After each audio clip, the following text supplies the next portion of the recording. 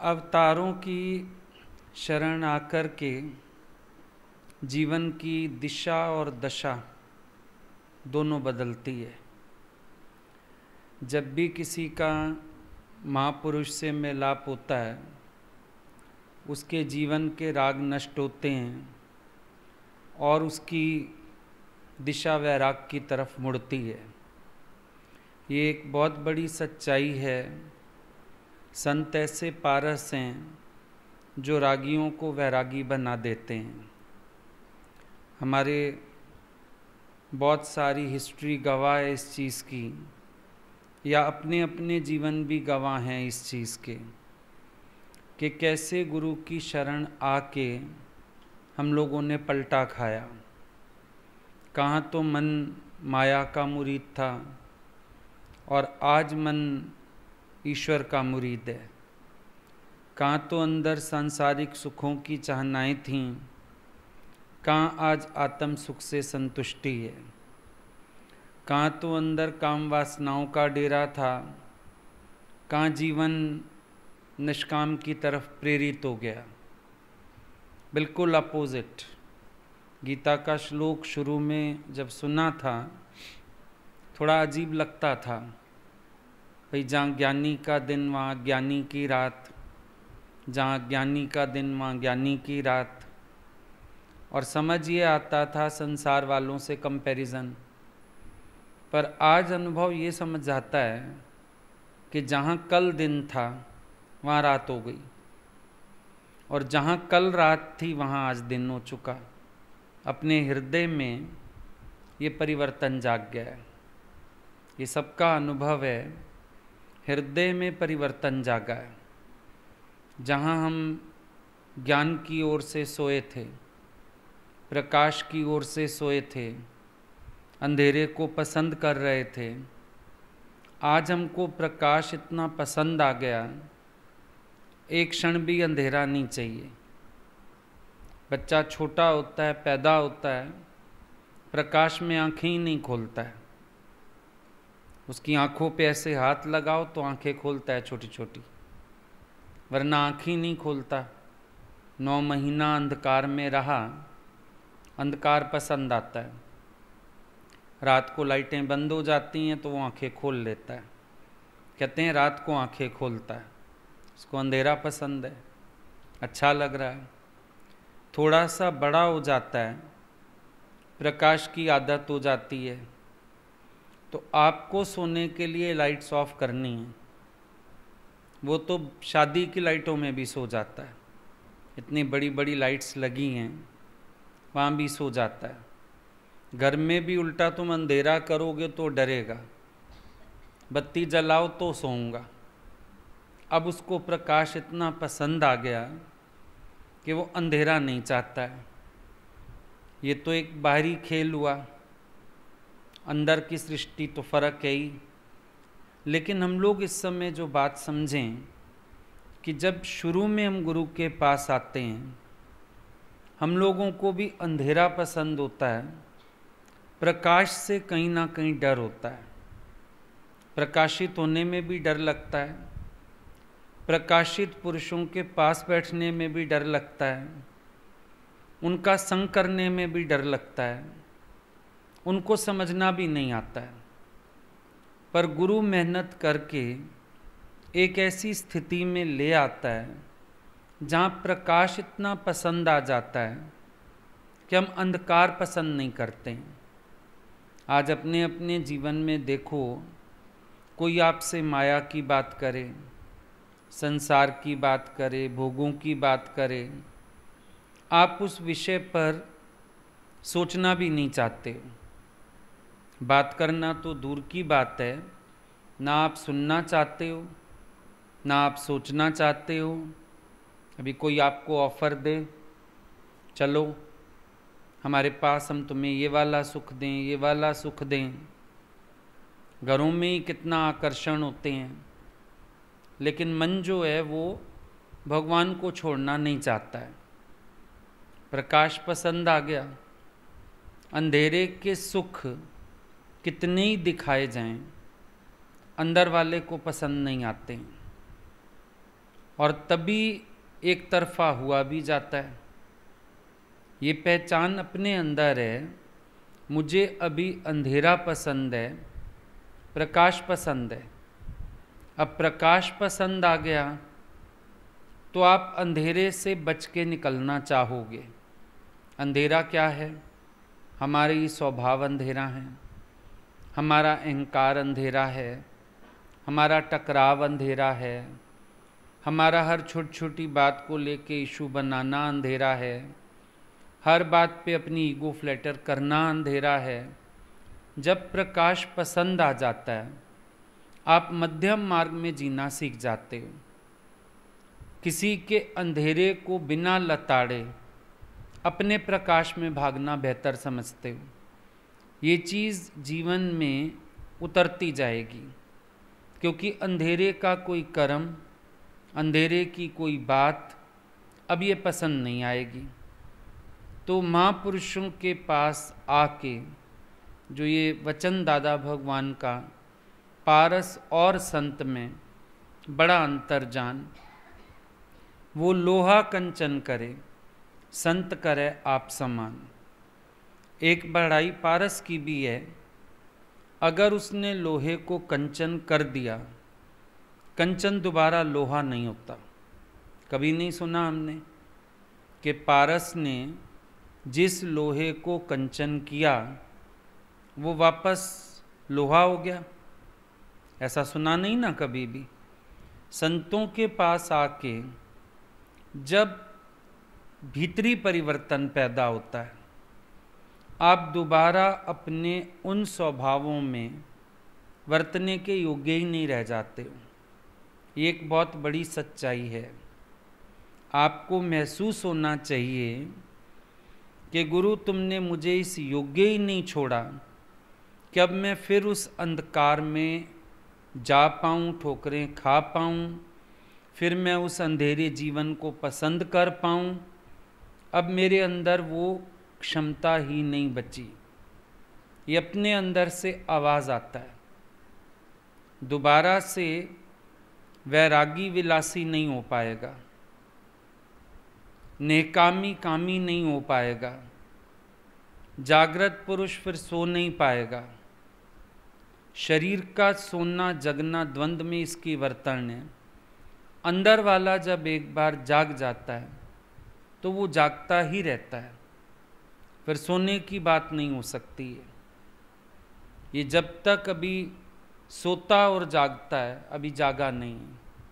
आपने देखा होगा उठने के बाद भी पलंग पर पड़े रहो, पूरे उठे नहीं तो झपकियाँ आती रहती हैं। एक बार उठ के हाथ मुंह धो लिया, नहा लिया, फिर नींद का मतलब नहीं होता। इसी प्रकार से एक बार जो जागा सोएगा नहीं, पर जो अभी जागता सोता जा रहा है वो जागा नहीं है। तो संतों की शरण रागी से वैरागी जीवन बना देती है।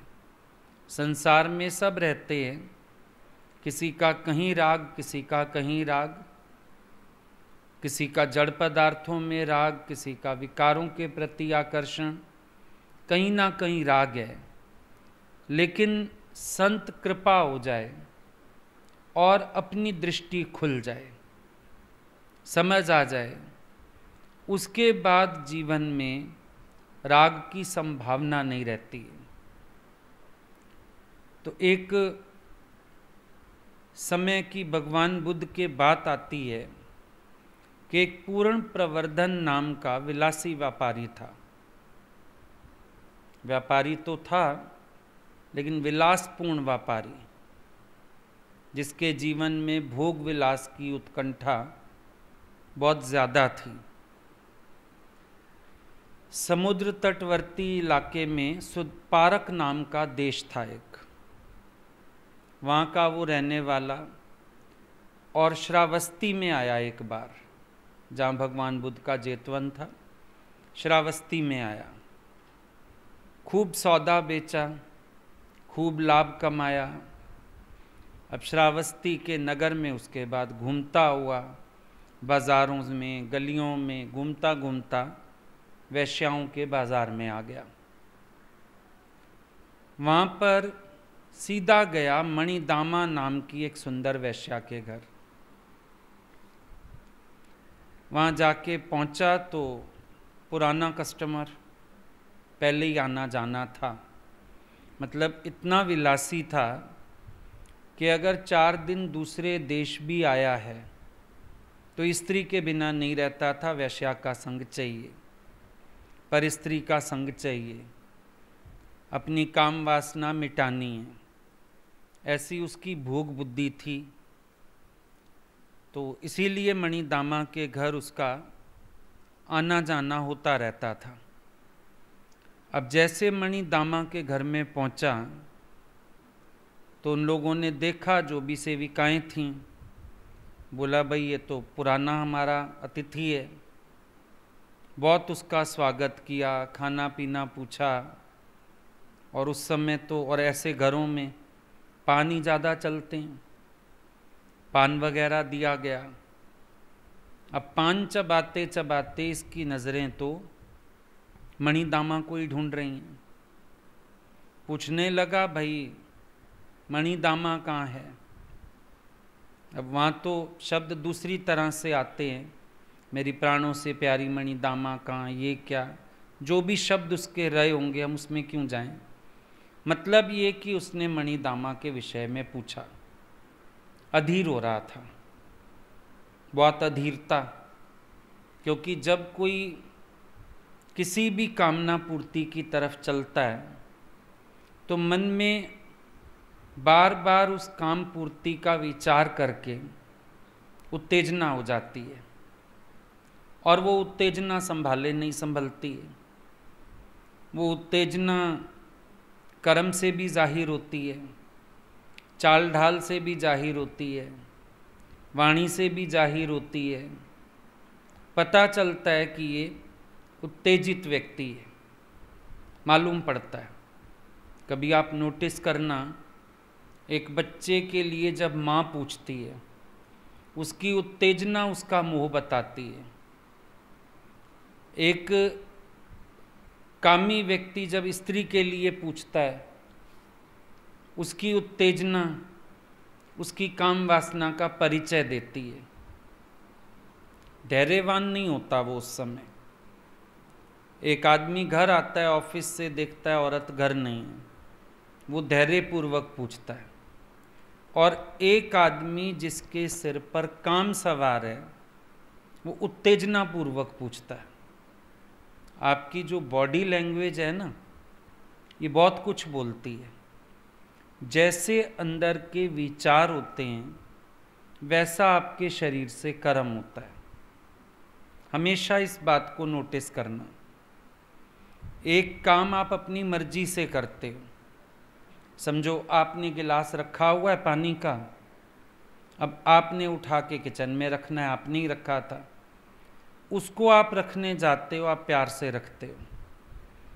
एक गिलास कोई और भूल गया, वहाँ पर पानी पी के रख गया, और आपको आ रहा है गुस्सा कि इसने ये गिलास यहाँ क्यों रखा।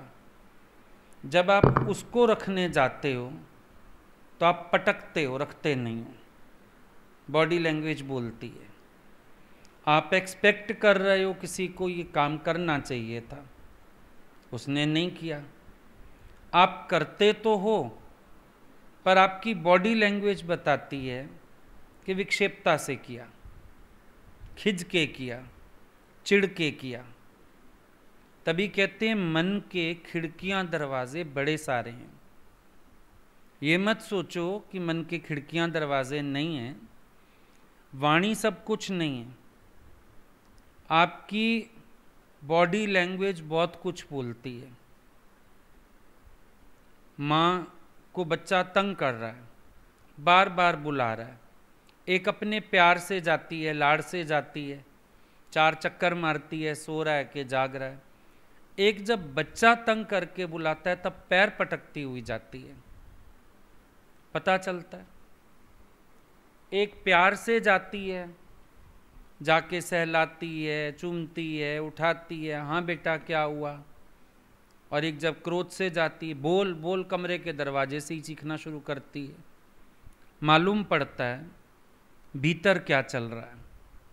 अब इसने जिस तरह से पूछा, इसकी उत्तेजना साफ समझ में आ रही थी कि बड़ा व्याकुल है मणिदामा के लिए, बड़ा व्याकुल है भोगों के लिए, क्योंकि ये तो सोच के ही आया कि जाते ही मणिदामा मिलेगी, मैं अपनी वासना पूरी करूँगा, और मणिदामा घर में दिख नहीं रही है। तो अंदर वाला क्योंकि काम से उत्तेजित है, तो वो हृदय की उत्तेजना जबान पे आई है, वाणी में आई है। हृदय के भाव वाणी और कर्म में आते हैं। या आप कभी मत बोलना कि नहीं आते, हमेशा आते हैं। कई बार आप कवर करने की कोशिश करते हो, ढकने की कोशिश करते हो, लहजा संभालते हो, शब्द संभालते हो, लेकिन तब भी आपके अंदर का द्वंद्व पता चलता है। क्यों? अंतर्द्वंद ना हो तो शायद कहीं दखल अंदाजी भी ना हो। आप ये भी अनुभव करना, द्वंद्व होता है तो दखल अंदाजी भी होती है, द्वंद्व ना हो भीतर तो दखल अंदाजी का भी मतलब नहीं है।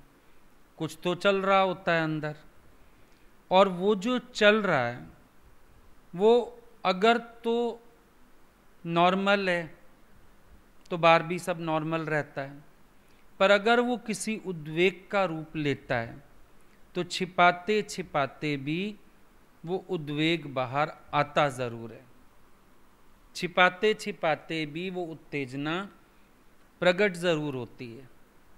जैसे खांसी और खुजली नहीं छिपा सकते ना, ऐसे आप अपने अंदर के विकार भी नहीं छिपा सकते। क्रोधी का क्रोध भी छलकता है।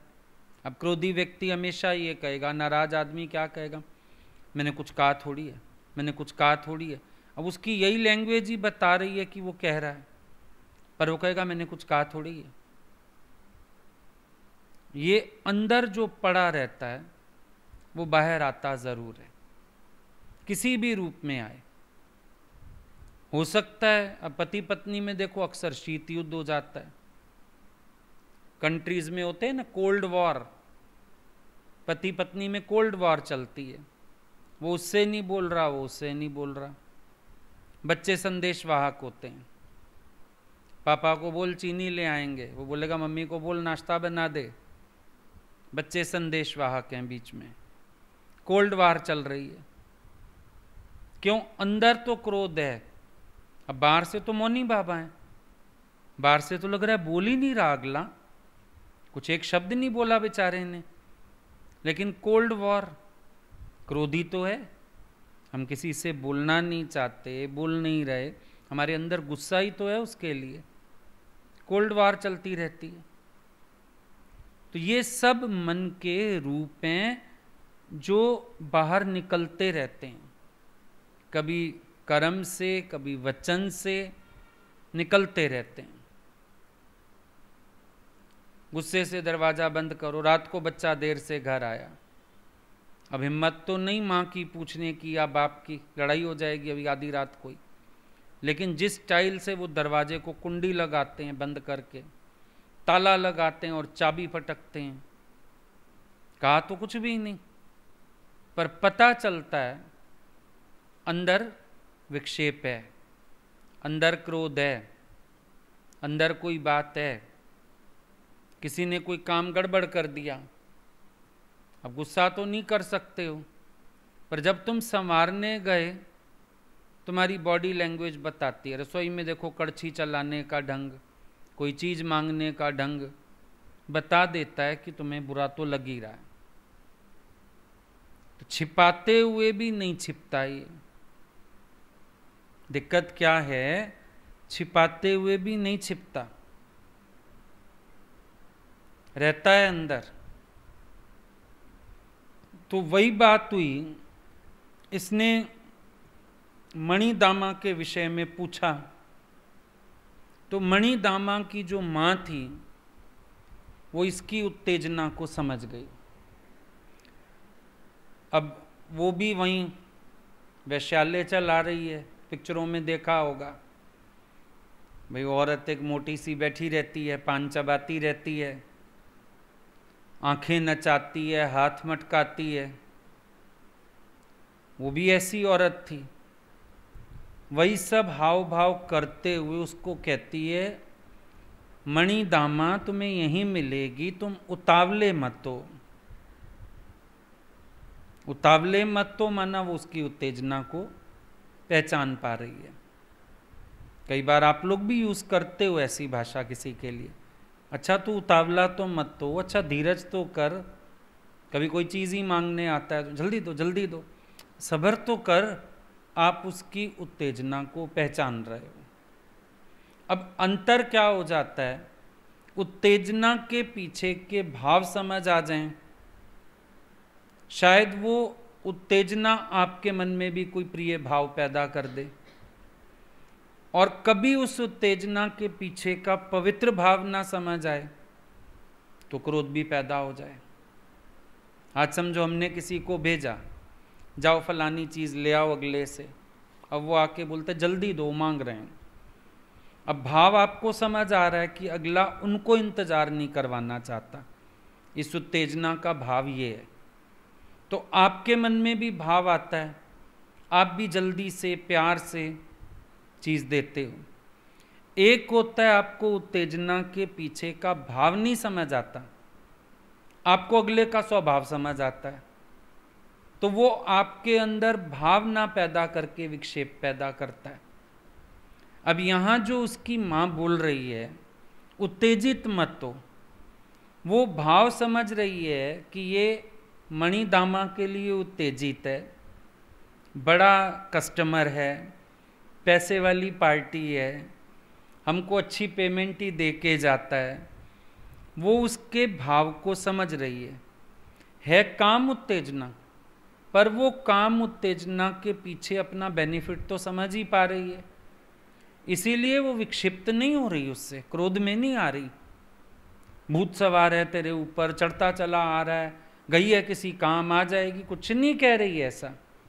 बड़े प्यार से उसको कहती है यहीं मिलेगी, तुम उत्तेजित मत हो, मैं भी क्या करूं। ये लड़की ना ऐसे जवान गाय की तरह सारा दिन घूमती है, छुट्टी घूमती है, हाथी नहीं आती। मैं भी क्या करूं, इसके ऊपर टके उल्टा खर्च होते हैं, मेरे घर में तो कोई बला आ गई है, ऐसी ऐसी बातें कर रही है, खुद उसके साथ मिल गई जैसे। उसका भी दिल जीतना चाहती है, रूखा कोई उत्तर दे देगी तो दिक्कत।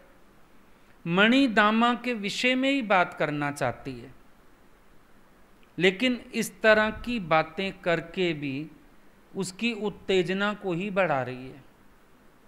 चतुर है, तभी बोला जो बात करता है उसकी बात को भी समझना आना चाहिए, और कभी कभी बोलने में भी ये गुण होना चाहिए। बात मणि दामा की हो रही है, ये शिकायत तो कर रही है उसकी माँ पर, शिकायत नहीं कर रही, उसकी उत्तेजना बढ़ा रही है कि वो किसी के हाथ आने वाली नहीं, मनमर्जी की मालकिन है, उस पर तो बल्कि पैसा ही खर्च होता है ताकि और भी ज़्यादा ले सके उससे। कहती है अभी आ जाएगी, वो गई है जेतवन में, कोई मुनि आया है, उसका दर्शन करने गई है। इतनी मूर्ख लड़की है जिसके दर्शन के लिए लोग तरसते हैं, और उसके ऊपर स्वर्ण वर्षा करते हैं। इसकी तो अकल ही आग लगाने लायक है, ये खुद किसी मुनि का दर्शन करने गई हुई है। पर कोई बात नहीं, अभी तर्पण करके आ जाएगी, तू बैठ, इतने थोड़ा सा इंतजार कर, अभी आ जाएगी। अब ये भी अंदर व्याकुल ज़्यादा ही है, अंदर इतना ज़्यादा उत्तेजना है, वासना है कि एक एक क्षण बिताना उसको कठिन हो रहा है। काम आतुर व्यक्ति को एक एक मिनट भारी लगता है। क्योंकि उत्तेजित है, अब उसको लगता है कि मेरी वासना पूरी होनी चाहिए। खैर काफ़ी रात बीत गई तो मणिदामा लौट के आई। अब जैसे ही लौट के आई, अब इसकी माँ ने क्या किया था मणिदामा की, इसको पूर्ण प्रवर्धन को भी उसके कमरे में ही भेज दिया था। बोला तू वहीं आराम कर, वहीं आएगी वो। ये पहले से कमरे में था, वो रात को लौट के आई। जैसे इसने दूर से उसको आते देखा, दौड़ के उसको जाके चिपक गया, ला के उसको सीधा बेड पे लिटा दिया, कस के बाहों में पकड़ लिया, प्यार करने लगा। लेकिन मणिदामा ने क्या किया, इसकी छाती पे कस के लात मारी, बेचारा दूर जाके गिरा। बेचारा मतवाला भैंसा हक्का बक्का आंखें फाड़ फाड़ के देखने लगा। जहां रोज स्वागत होता था, जहां कभी मेरा विरोध नहीं होता था, जहां मेरे लिए आंखें बिछाई जाती थीं, और ये तो उम्मीद ही नहीं थी कि छाती में लात पड़ जाएगी इतनी जोर से। उसको बिल्कुल कुछ समझ में नहीं आया, हक्का बक्का हो गया। और सामने देखा तो ऐसे लगा जैसे कोई भूखी शेरनी खड़ी हो। अब मणिदामा सुंदर नहीं लग रही, डरावनी लग रही है, क्योंकि लात पड़ गई ना। लात छाती पे भी पड़ी, लात वासना को भी पड़ी। बड़ा भाव संजो के बैठा था, लात उसको भी पड़ी, लात इंतजार को भी पड़ी, लात पैसे को भी पड़ी। जिन चीजों के कारण मणिदामा को खरीद पाता था, मणिदामा की लात पड़ने का मतलब सारी चीजों को लात लग गई ना। अब दादाजी ने बोला साहूकारों को ज्ञान नहीं लगेगा, सुई के छेद से ऊंट चाहे निकल जाए। तो साहूकारी को लात लगी, अगले के ओहदे को लात लगी, अगले के पैसे को लात लगी, अगले के नाम को लात लगी। दादाजी ने तो एक सेंटेंस बोला खाली। एक साहूकार को नकार के दादाजी ने उसका सारा घमंड चूर चूर कर दिया। भाई ना मेरे को तेरे ओहदे से मतलब, ना तेरे यश से मतलब, ना तेरा पैसा चाहिए मुझे, ना तेरी गाड़ी, ना तेरा बंगला। मैं थूकता भी नहीं इन सब की तरफ। अब अगलों पर तो घड़ों पानी पड़ेगा ना। समझो कोई साहूकार आदमी आया, अब वो कहीं भी जाता है उसको तो हार फूल चढ़ते हैं जी, ये फलाने, ये समाज सेवक, ये जज, ये वकील, इनका बड़ा नाम, इनका बड़ा यश, इनकी बड़ी फैक्ट्रियाँ, इतना ये चंदा देते हैं। अब अगला तो उन्हीं चीज़ों से भर के आया। और दादाजी ने देखा, जैसे ही आके बैठा, दादाजी कहते हैं सुई के छेद से ऊंट निकल जाएगा, साहूकार को तो ज्ञान ही नहीं लगेगा। क्या किया दादाजी ने, लात ना मार के भी लात मारी, और जितना कुछ अगला अहंकार साथ लाया सबको ही लात मार दी। सेम बात हुई। अब अगला आता है, बड़ी दूर से आता है, वैल्यूएबल कस्टमर है, बहुत पैसे वाला है, मणिदामा पे पैसा लुटाता है, मणिदामा को प्यार भी बहुत करता है। अब एक लात से मणिदामा ने भाव, प्यार, पैसा, इंतजार, साहूकारी, सेठपना, पुराना रिश्ता, सबको लात मार दी।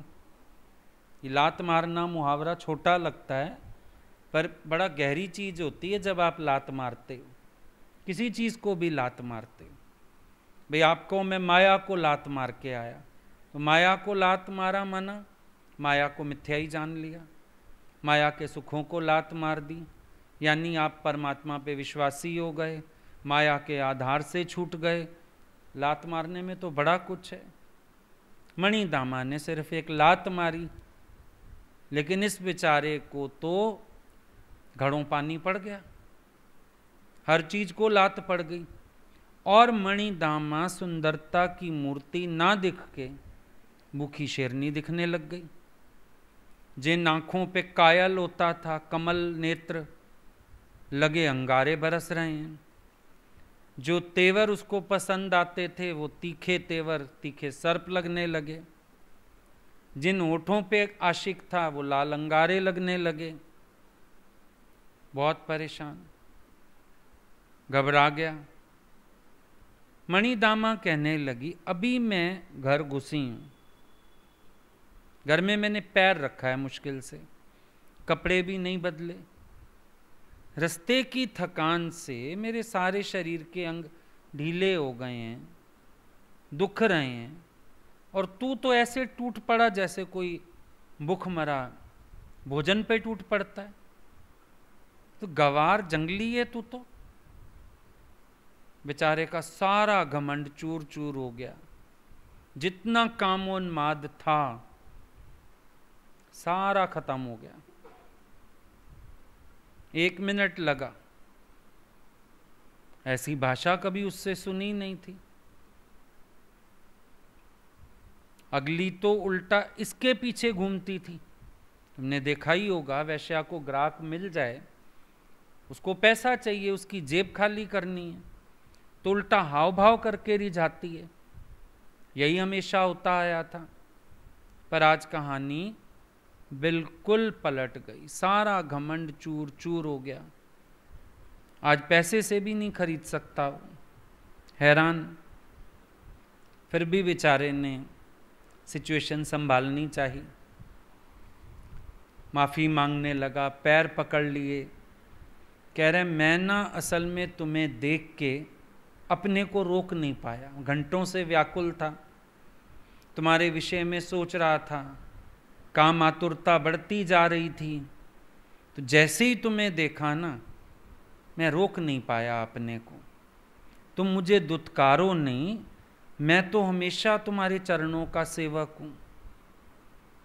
अब फिर याद करो दादा भगवान की बात कि कामी पुरुष की क्या स्थिति है, कि जब इंसान काम में अंधा होता है, वो स्त्री का जूता भी चाटने को तैयार हो जाता है। हर चीज मनवा लेती है स्त्री। जब पुरुष काम उत्तेजना के अधीन होता है, इसीलिए तुम देखो औरतें अधिकतर बातें रात को मनवाती हैं। जब पुरुष काम उत्तेजना के अधीन है, जिस बात की मर्जी यहाँ करवा लो, उस समय अगर स्त्री उसको कहेगी ना मेरी सैंडल चाट, वो भी चाटेगा, पर कहेगा मुझे इच्छा पूरी करने दो, मेरे को रोको नहीं। अब ये इतना बड़ा व्यापारी, इतना बड़ा सेठ मणिदामा के पैर पकड़ के बैठ गया, बोला मेरे को दुत्कारो नहीं, मैं तो हमेशा ही तेरे चरणों का सेवक हूँ, मैं तो हमेशा ही तुझे प्यार करता हूँ, मैं तो तेरे सौंदर्य का दास हूँ, मैं तो भंवरा हूँ, कमल का रस पीने आता हूँ। ऐसी ऐसी बकवास करके और रिझाने की कोशिश करने लगा उसको। लात पड़ी, अपमान नहीं। देखो, अगर काम में इतनी ताकत है, इतना बड़ा अपमान भूल के फिर चापलूसी कर रहा है। निष्कामी मान अपमान से परे होगा, इसको मानने में क्या दिक्कत है तुम्हें? जब कामी ऐसा हो सकता है, निष्कामी तो क्या ही होगा फिर। कामी पुरुष की हालत है। और जिज्ञासु की भी अवस्था हो सकती है कि जब उसके अंदर केवल शुभ इच्छा है, वो इन द्वंद्वों को पार करने में क्या देर लगाएगा? क्यों नहीं पार हो जाएगा? अगले को सिर्फ एक सांसारिक कामना, कितना सुख, 2 घड़ी का सुख, 2 घड़ी के सुख के लिए अगला अपमान भी सह रहा है, पैसा भी खर्चेगा, मिन्नतें भी कर रहा है, अपने को सेवक भी कह रहा है, और पैरों में भी बैठा हुआ है उसके। ये कामना ऐसी दुर्गति करने वाली है, ये काम वासना ऐसा बर्बाद करने वाली है। अब मणिदामा ने देखा बेचारा कुत्ते की तरह दुम मिलाता हुआ ऐसे खड़ा है मेरे सामने, उसको थोड़ा तरस आ गया, सिर पर हाथ फेरने लगी। कहती है मैंने तुम्हें लात लगाई, तुम ना इस बात का बुरा मत लगाओ। असल में मैं जो भगवान बुद्ध का उपदेश सुन के आई हूं ना, उससे मेरा चित्त चलायमान हो गया है और अब मेरा मन नहीं हो रहा किसी तरह से संसार में वर्तने का, काम सुख में वर्तने का। मेरा इस समय चित्त उनसे जुड़ा हुआ है, मेरा चित्त इस समय उनके विचारों से प्रभावित है। तुम ऐसे करो, आज तुम वापस चले जाओ, आज मैं तुमसे कोई क्रीड़ा नहीं कर पाऊंगी, आज तुम वापस चले जाओ, कल आना, कल मैं तुमसे प्रेम निर्वाह करूंगी। हो सकता है मणिदामा सोच रही हो कल तक उसका विचार बदल जाएगा, ये भी हो सकता है वो फिलहाल अपनी जान छुड़ाना चाहती है। दोनों बातें। कई बार अपने ही मन का पता होता है कि थोड़ा सा आज मूड ऐसे हो रहा है, मे भी कल तक ठीक हो जाए, और संतों का प्रभाव भी तो समझ आते आते ही आता है ना।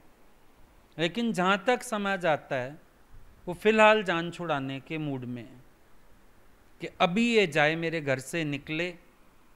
होता है ना, कभी कभी आप संतों के प्रभाव में होते हो, याद में होते हो, तो एकांत अच्छा लगता है। कभी कभी सत्संग के बाद भी घर जाओ ना, लगता है कोई बोले ना, चुपचाप अपने कमरे में पड़ जाएं थोड़ी देर, उस प्रभाव में रहने का मन होता है। थकान भी हो रही हो, पर लगता है अब चाय के लिए बोला ना किसी को, अगला चाय लेके मेरे ही कमरे में आ बैठेगा। नहीं, आज चाय का मूड नहीं है, ठहर के पियेंगे हम, मैं थोड़ी देर अपने साथ रहने दो।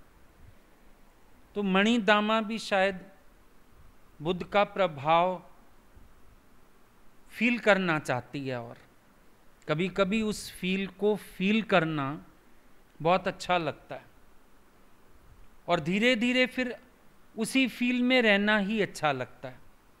आप देखो, सत्संग सुनते हो, फिर लगता है उस फील को बनाए रखें। कोशिश होती है कि हम अपने उस फील को बनाए रख सकें। अब मणिदामा भी उसको कहने लगी तू चला जा, कल आ जाना। पर ये तो जाने के हिसाब से आया ही नहीं। वैसे भी पुरुषों में काम ज़्यादा प्रभावी होता है स्त्रियों की अपेक्षा, इसीलिए कहते हैं मर्द का मन वश आना मुश्किल होता है थोड़ा।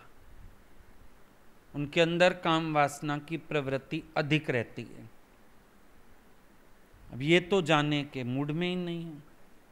फिर मिन्नतें करने लगा, मुझे निराश मत करो, मुझे खाली वापस मत भेजो, मुझे अभी का अभी प्रेम दान दो, कल तक मत टालो मुझे, मैं बहुत आशा से आया हूँ, इतने दिन बाद मैं मिला हूँ, और आज समझो कोई प्यास से मर जाए, मरने के बाद तुम उसको कुएं में डुबो दो पानी के, क्या फायदा? अभी पानी पिलाओ ना। देखो, हर एक के पास अपनी तरह के तर्क होते हैं। कामी के पास भी तर्क है। अब तर्क क्या दिया? बोला आज तू मेरे को प्यासा भेज रही है और मैं इस प्यास से मर गया, कह रही है कल आ जाइयो, तो मैं क्या करूँगा फिर? कुएं में डूब के भी मैं तो मर गया। तो आज मुझे निराश मत भेज। मणिदामा कहने लगी बहुत तेज भूख लगी है तो जाओ किसी और घर में खा लो, मैं रोकूंगी नहीं। वरना तो रीत ये है कि ग्राहक आ जाए, हम उसको क्यों जाने देंगे अपने घर से। पर अगर तुम चाहते हो तुम किसी और घर चले जाओ, मैं नहीं रोकूंगी। कहता है मैं जो हूं अच्छा खाना खाऊंगा, नीरस खाना मुझे अच्छा नहीं लगता, मतलब मैं किसी और घर नहीं जाऊंगा। बहुत मिन्नतें की, बहुत मिन्नतें की, मणिदामा नहीं मानी, लौटना पड़ा वापस। बहुत परेशान होके वापस आया, पूरी रात जागता रहा, सोचता रहा। कभी तो इसको निर्भय प्रेसी पे गुस्सा आए, प्रेयसी तो है ना, प्यार करता था, इतनी निर्भय कैसे हो गई, गुस्सा आए, वो दंड है, निर्भय है। कभी विधाता को कोसे, परमात्मा को, जिसका बीच में कोई रोल नहीं है, पर वो परमात्मा को कोस रहा है। और सबसे ज्यादा तो उसको गुस्सा आ रहा है, मूल कारण वो श्रमण, उसका सिर फोड़ दूं जाके। भगवान बुद्ध सबसे ज्यादा गुस्सा उसको, क्योंकि उसने बता दिया ना, उनके प्रवचन सुन के मेरा चित्त डोलायमान हो गया। सबसे ज्यादा गुस्सा इसको उन पे आ रहा है, और बार बार अंदर से लगे वो तेरे सबसे बड़े शत्रु हैं। बहुत नफरत पैदा हो गई मन में, वैर पैदा हो गया। ये तो सिद्धांत पता ही है सबको कि जब काम पूर्ति में बाधा है तो फिर वहां पर क्रोध ही पैदा होता है। अब अगले की काम पूर्ति में बाधा आ गई, गुस्सा तो आ रहा है मणिदामा पे भी, पर कम आ रहा है। वो तो अच्छी है बेचारी, कभी नहीं मना करती, ये पता नहीं आज बुद्ध ने क्या सुना दिया। विधाता पे भी जोश आ रहा है, ऐसी परिस्थितियां क्यों बनती हैं, उसकी बुद्धि ठीक क्यों नहीं करता।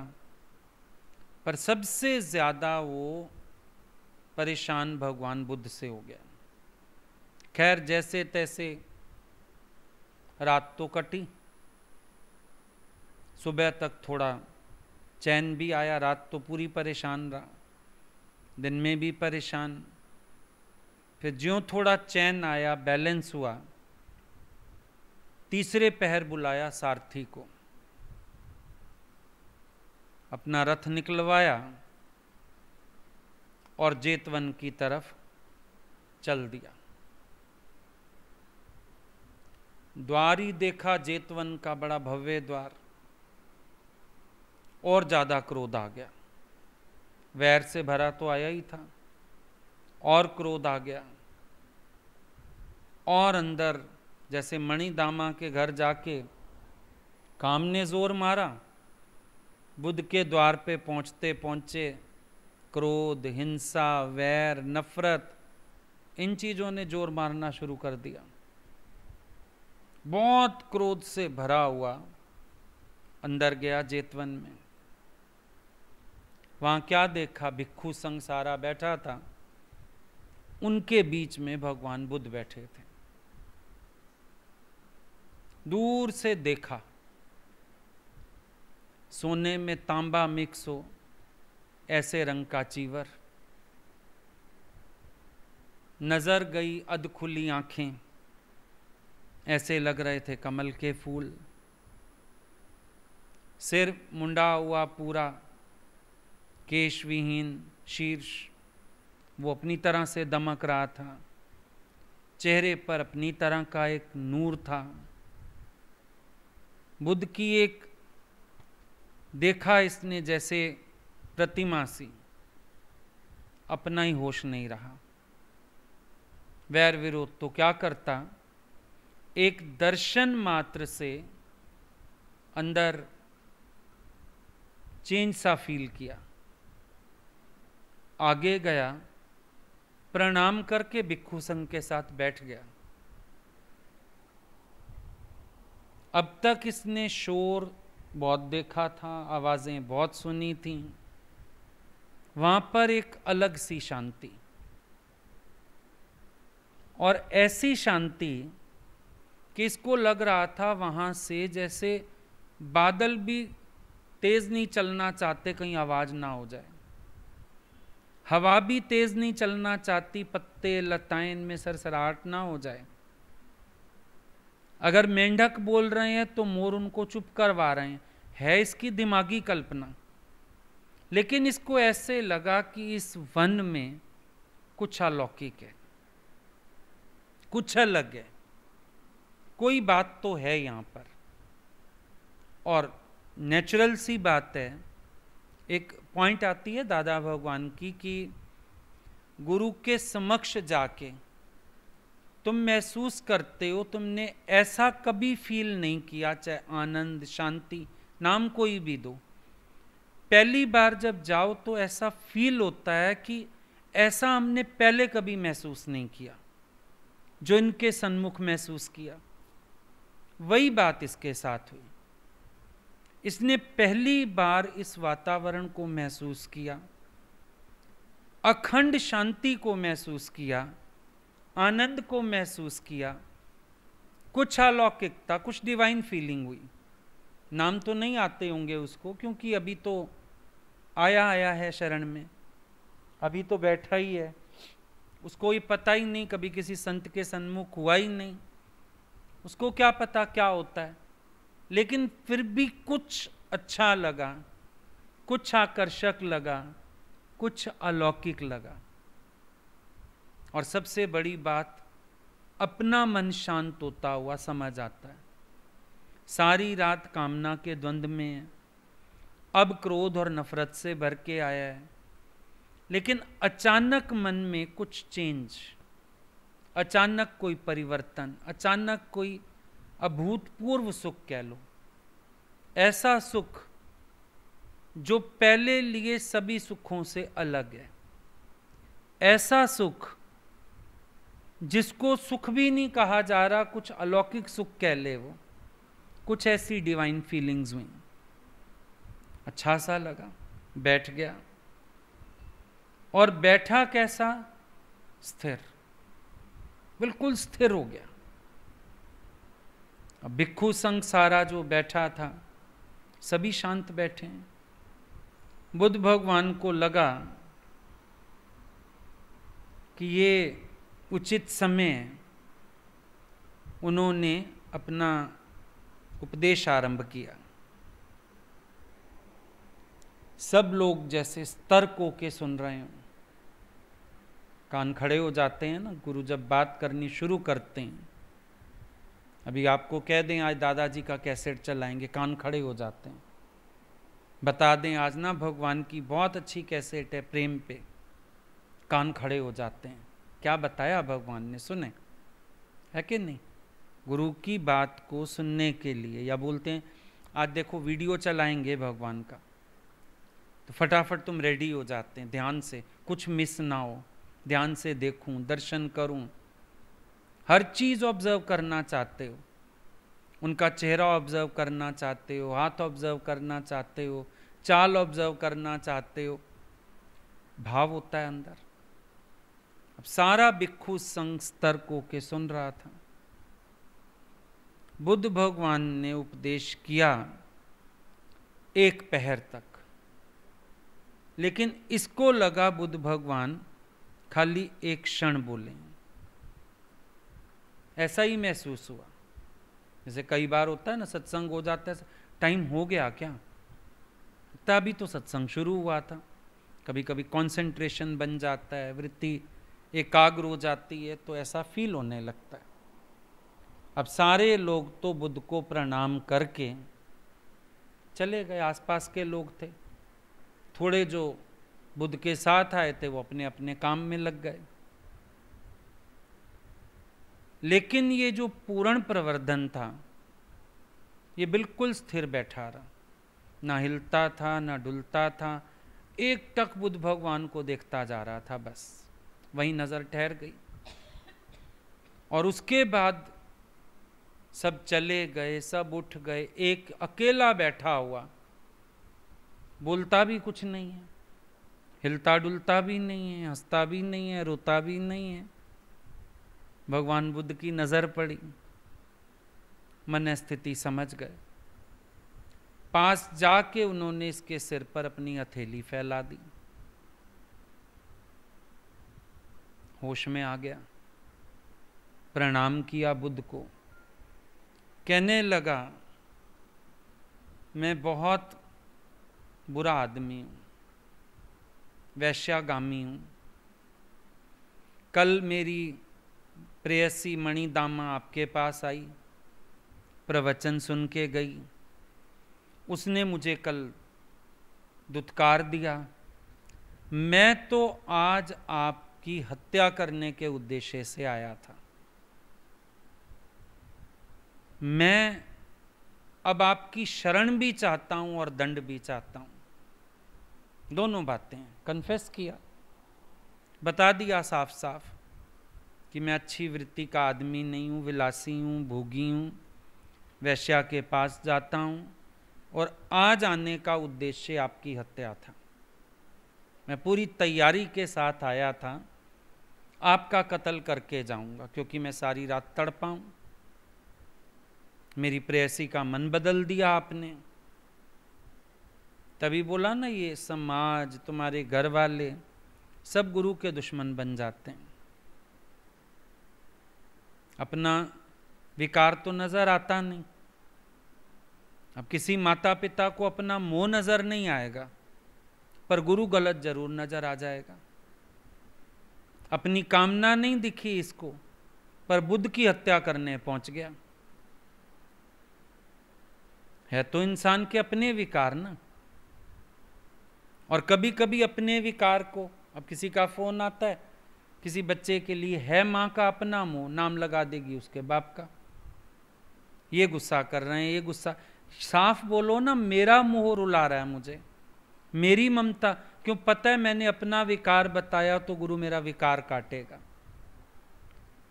तो सच की हत्या करेंगे, अपने अज्ञान की हत्या नहीं करेंगे।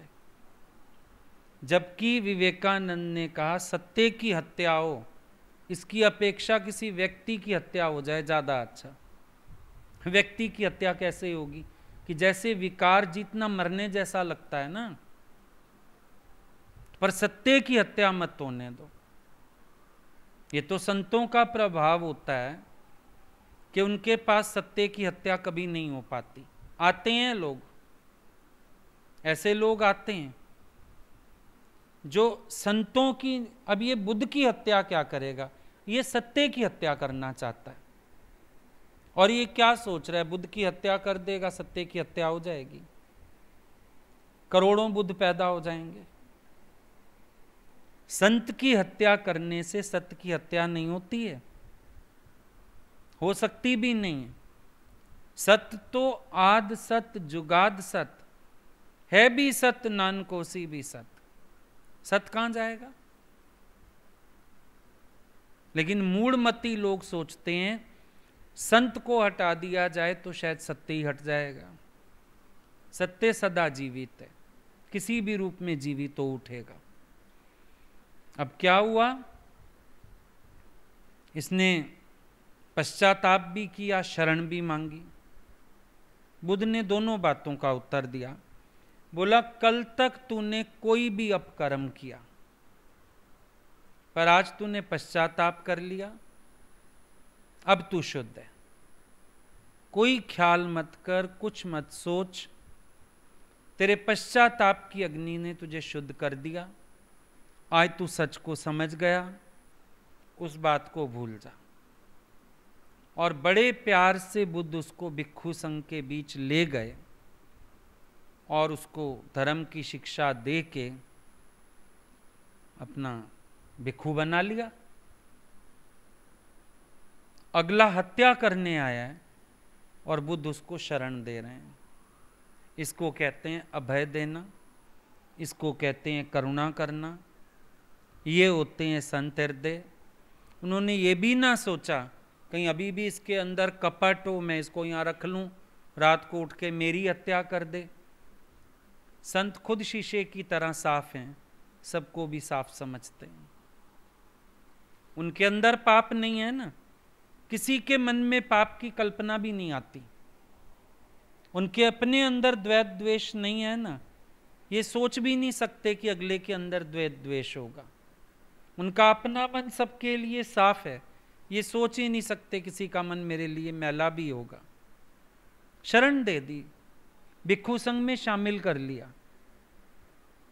अब उसने भी अपने सारथी को समझा बुझा के अपने देश वापस भेज दिया और खुद रह गया बुद्ध भगवान के पास। अब रहा तो शीलों की साधना करते करते, क्योंकि बुद्ध के पास तो एक ही बात, शुद्धि का उपाय एक, शीलों का पालन। शीलों का पालन करते करते आहर्त हो गया, जागृत हो गया, एनलाइटेड हो गया। एक दिन आया बुद्ध भगवान के पास, बोला मैं सोचता हूं अपने देश वापस चला जाऊं और वहां जाके धर्म प्रचार करूं। बुद्ध भगवान कहने लगे तुझे पता है सुपारक देश के लोग कैसे हैं? वहां तो बड़े टेढ़े लोग हैं, उनसे प्रार्थना करो तो भी कठोर वाणी में बात करते हैं। अगर तुम उनके पांव पड़ो तो भी त्योरियां चढ़ाते हैं, समझाने पर भी नहीं मानते। ऐसों के बीच जाके शील निर्वाह कैसे होगा? तू धर्म प्रचार की बात करता है, मुझे तो लगता है तेरा ही निर्वाह मुश्किल है उन लोगों के बीच जाके। कैसे संभव होगा ये सब? कहने लगा कि ज्यादा में ज्यादा क्या? बुद्ध ने कहा भाई वो लोग तेरे को अपशब्द कहेंगे, जंगली भेड़ियों में निर्वाह कैसे करेगा?